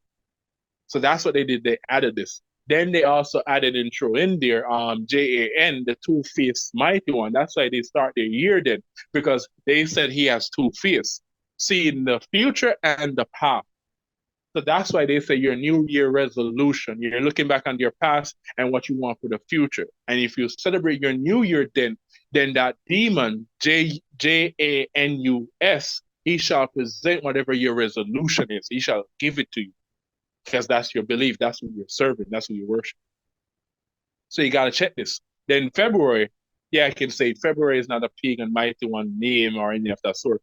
February is our fertility month, a month of fertility. Why? Because Semiramis, if you do the research on Semiramis, YAHSHA also breaks down EASTER. You can go look up that video. Don't mention it. Pagan devils have entered your KJP. And the don't mention it video that I'm talking about is EASTER. Semiramis explained that for 28 days, she came down that egg and all that stuff during a 28-day period of the month and all that stuff. And that's why February is the only month in the year that only stops at 28 days, because that's the Semiramis when she so-called came from the moon to the earth in an egg. That's the month of fertility. So that's why that month is the month they call the love month, because that's the time when we get Valentine's Day and all this nonsense. So that's why that month only has 28 days in honor and image to Semiramis, or as they call her, the Queen of Heaven or the Mother of Heaven, and all that nonsense. So that's what they added in those months. So that means MAR is really Abib, the first. As I showed you, it cannot be APR neither, because no day, you can go check it for yourself, because no day in APR, the day is equal. No day whatsoever. Prove me wrong. Again, as I said, prove me wrong. You cannot show me 620 and 619. That's not equal. Unless you did well in maths, which most of us did not. But thanks to Yahuwah, he has given us his rule to give us wisdom, hukmah, and bana, understanding. So if you truly have the rule, then you will see that it doesn't make sense. So again, test all things. Hold fast that which is okay, is right in Yahuwah. That's what Ephesians 5 says. Prove all things, test all things, hold fast that which is right. You must prove all things. By their fruits you shall know them.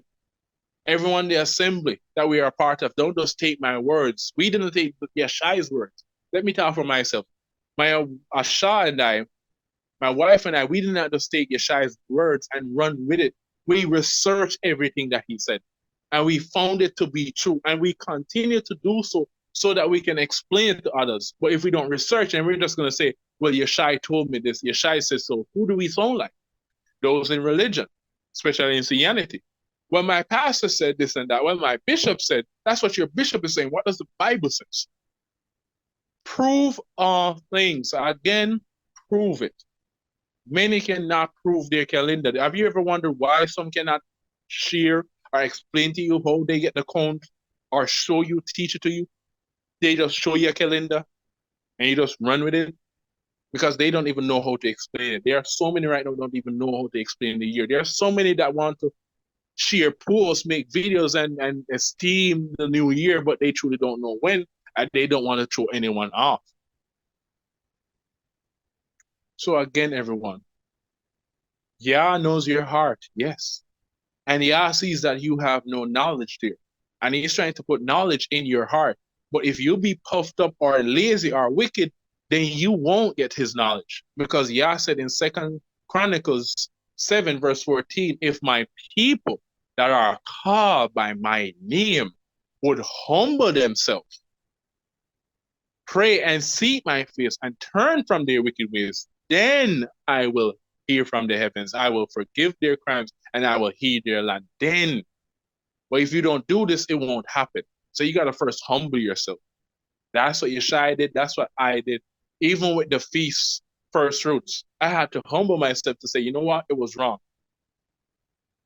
If I continue to keep it that way, because, maybe YAHSHA was doing it so, or someone else was doing it, I would be doing that in ignorance. I would be doing that in homage to or worship to YAHSHA or someone else. So we had to humble ourselves to get the correct Muad'Din's appointed times. So, BARAK Yahuwah Yahusha. This is what Yahuwah wants us to know so that we have the true days, the true times, so that we don't keep his feast on pagan times. If we do so, it will not be respected. It will not be received by Yahuwah. It will not be a sweet smelling fragrance unto Yahuwah. Yahuwah has made that quite clear. Do you think he can bring a pork and sacrifice it unto Yahuwah, a pagan sacrifice it unto Yahuwah, and then think that, because you're saying praise Yahuwah and you did it with a true heart, Yahuwah is going to accept it? No, he's not. He's going to correct you. I mean, we all had a pure heart towards the things that Yahuwah we're doing, but Yahuwah still corrected us. He said, hey, that's not the right time. Do it this way. Correction. and we humbled ourselves and made the changes. So, Barak Yahuwah Yahusha, that's how the calendar works. You can check it out for yourself. Check any calendar that you follow. Use the Flat Earth app. If you don't want to use the Flat Earth app because you say that might be wrong, use Google. Google will tell you when the sun goes down and when the sun rises. Check the 14th and the 15th. Check any other day before and after. And you will see no other day in the year lines up like this during spring. Maybe in the entire year, because I don't think anywhere else the day would be equal. That's the only place that I see Enoch said it was. And so far that I've researched, I've not gotten the time to search every day in the year. But as I said, we know that the year starts in spring. So I don't need to check every day in the year. It cannot be in winter. It cannot be in fall.